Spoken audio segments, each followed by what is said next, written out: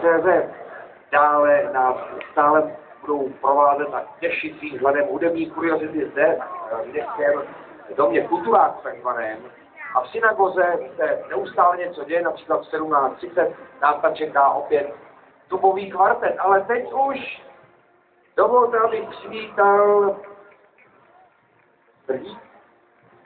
Srdíčko. Děvčata, to je Srdíčko Kolín. Ahoj, dobrý den. Tohle je Kolíňáček. Ono je tamhle tribuna.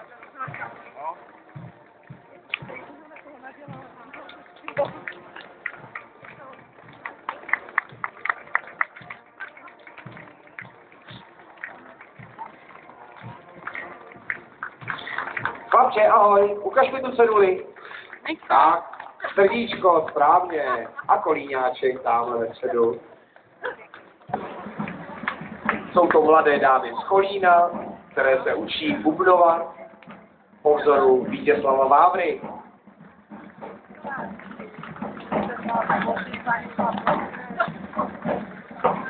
Ano.